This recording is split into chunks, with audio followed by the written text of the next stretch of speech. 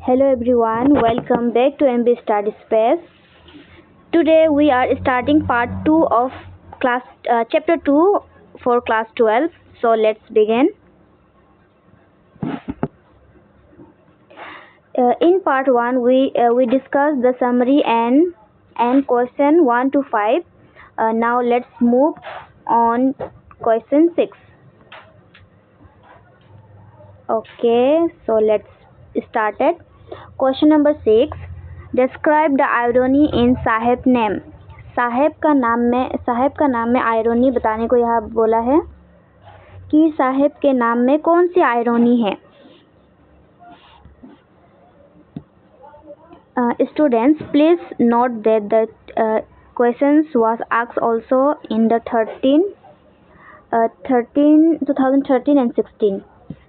So next. Okay.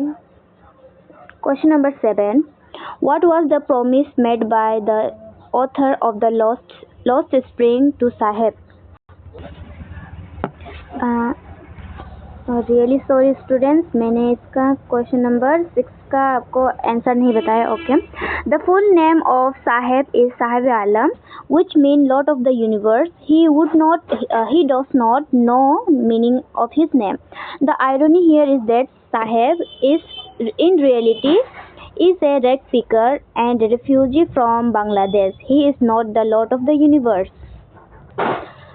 साहेब का पूरा नाम साहेब आलम है, जिसका मतलब होता है लॉर्ड ऑफ द यूनिवर्स. लेकिन साहेब को अपना नाम का मतलब भी नहीं पता. आयरनी ये है कि साहेब असल में एक रैग पिकर है और बांग्लादेश से आया हुआ एक रेफ्यूजी है. वो बिल्कुल भी यूनिवर्स का लॉर्ड नहीं है. And one thing students, I apologised for the background noise. Please ignore it and focus on the video, क्योंकि एग्ज़ाम बहुत करीब है. So, question number 7.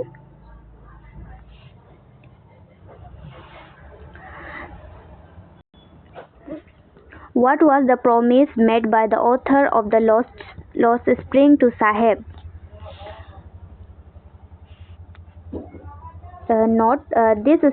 This question was also asked in the 2018. Answer. Anis Jung asked Sahib to go to school. Sahib replied that there is no school in the neighborhood. Then Anis Jung promised Sahib that she would build a school for Sahib and the other rag picker. Anees जंग ने साहिब से पूछा कि क्या वो school जाएगा. साहिब ने बताया कि उनके नेबरहुड में कोई स्कूल नहीं है. तब अनीस जंग ने साहिब से प्रॉमिस किया कि वो साहिब और बाकी रैग पिकर के लिए एक स्कूल खोलेगी. Question number 8. Would you agree that promise made to the poor children are rarely kept? Why do you think this happened in the incident narrated in the text? इसमें बोला जा रहा है इस क्वेश्चन में कि क्या आप एग्री करते हो कि गरीब बच्चों से किया गया प्रॉमिस अक्सर पूरा नहीं होता. टेक्स्ट में बताए गए इंसिडेंट में आपको क्या लगता है ऐसा हुआ? Answer.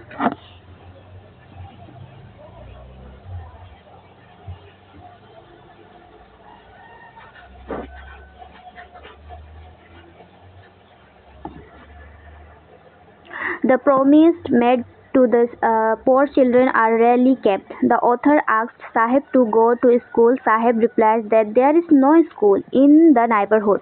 The author asked Sahib half jokingly whether he will come to her school if she started one.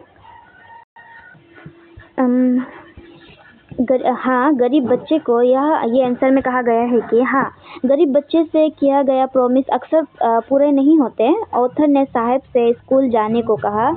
Sahib ने बताया कि उनके नेबरहुड में कोई स्कूल नहीं है. तब ऑथर ने हाफ जोकिंगली साहिब से पूछा कि अगर वो स्कूल खोल दे तो क्या साहिब आएगा.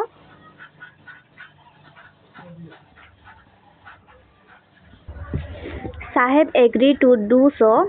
A few days later, he asked if the school is ready. The writer If he asked if the school is ready, the writer feels embarrassed having made a promise that was not meant.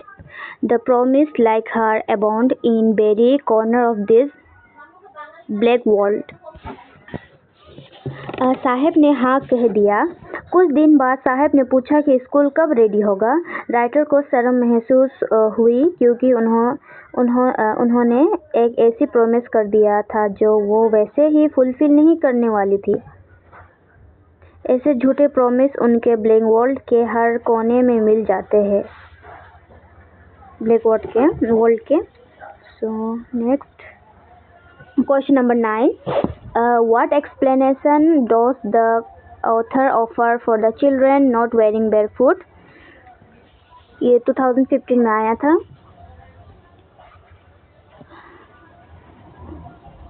One explanation offered by the author is that it is a traditional to stay barefoot. It is not a lack of money. He wonders if this is only an excuse to explain away a perpetual state of poverty. He also reminds the story of a poor boy who prayed to the goddess for a pair of shoes. इस question में कहा जा रहा है कि बच्चे footwear जूते चप्पल क्यों नहीं पहनते। ऑथर का ये एक्सप्लेनेशन है कि ऑथर का एक एक्सप्लेनेशन ये है कि ये उनकी ट्रेडिशनल है कि वो बेयरफुट रहते हैं, यानी खाली पेट रहते हैं। ये पैसे की कमी की वजह से नहीं होता, लेकिन ऑथर सोचती है कि शायद ये सिर्फ एक एक्सक्यूज है जो उनकी हमेशा वाली पुबर्टी को जस्टिफाई करता है। उन्हें एक गरीब लड़की की कहानी भी याद आती है जो अपने गॉड से जूतों के लिए प्रार्थना करता है, प्रे करता है। Next question number 10. Why, according to author, the advice he gave to Saheb seems hollow? क्या ऑथर के हिसाब से साहेब को दी गई एडवाइस खोखली, होलो का मतलब होता है खोखली, क्यों लगती है? Answer, the writer knew that there was neither a school for Sahib in the neighborhood, nor could she start one in the near future. Yet she asked him to go to school, so she felt that her advice must have sounded hollow.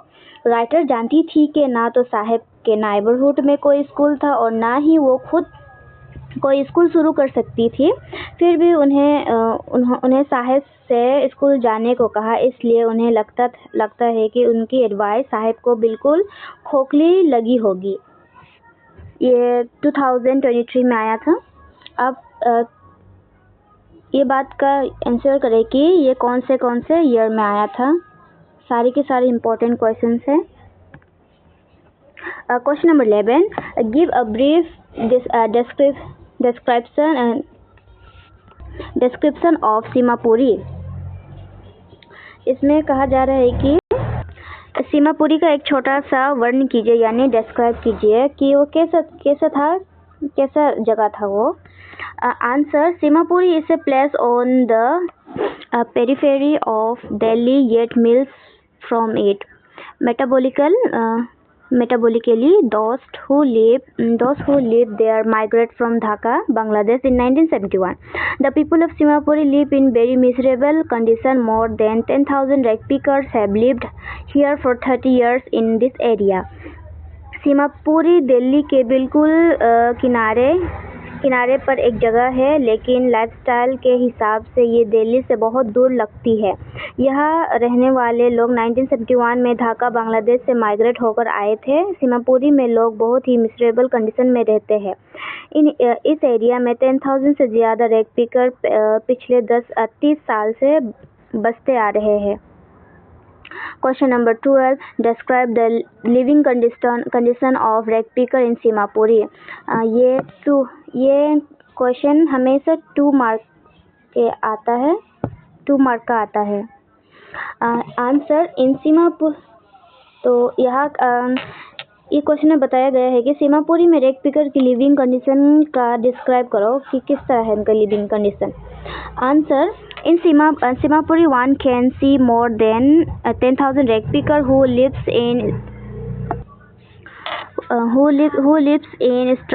structure made of mud with roof made of tin and trampoline structure with roof made of tin and trampoline devoid of sewage drainage and running water. They live without an identity except a ration card for voting and buying grain. They remain barefoot and garbage to them is called. Seemapuri के रेग picker बहुत ही पोर और unhygienic condition में रहते थे। उनके घर कच्चे झोपड़े होते थे जिसमें ना ठीक से बिजली होती थी, ना पानी और ना ही कोई बेसिक फैसिलिटी। वो आइडेंटिटी प्रूफ या प्रॉपर डॉक्यूमेंट्स के बिना रहते थे। सिर्फ राशन कार्ड से उन्हें थोड़ा बहुत अनाज मिल जाता था। उनका पूरा जीवन गार्बेज से रोजी कमाने पर डिपेंड करता है। रेग पिकर के लिए कचरा ही उनका जीवन, जॉब और सर्वाइवल है।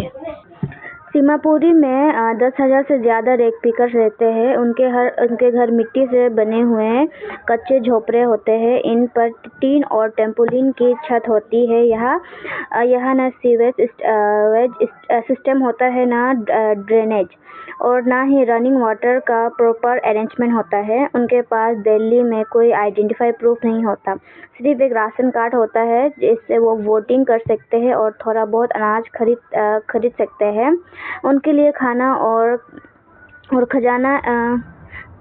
खर्चा ही उनकी ज़िंदगी का सहारा होता है। गार्बेज उनके लिए सोना जैसा होता है। Next question number 13, how has a dream come true for Saheb but what is out of his reach. Sahab के लिए कैसा एक सपना सच होता है और क्या चीज़ उसकी पहुंच से बहुत बाहर है। आंसर, साहब is wearing discard tennis shoes. One of them has a hole. Sahib does not bother about the hole for one who has walked barefoot. Even so, with a hole is a dream come true, but tennis, the game he is watching so intensely, is out of his reach. साहब एक discard tennis शू पहने होता है। उनमें से एक शू में whole भी होता है, लेकिन साहब को होल से कोई प्रॉब्लम नहीं होती क्योंकि जो बच्चा हमेशा नंगे पैर चलता रहता हो उसके लिए होल वाला शू भी सपने सच होने जैसा होता है। पर जो टेनिस गेम वो इतनी ध्यान से देख रहा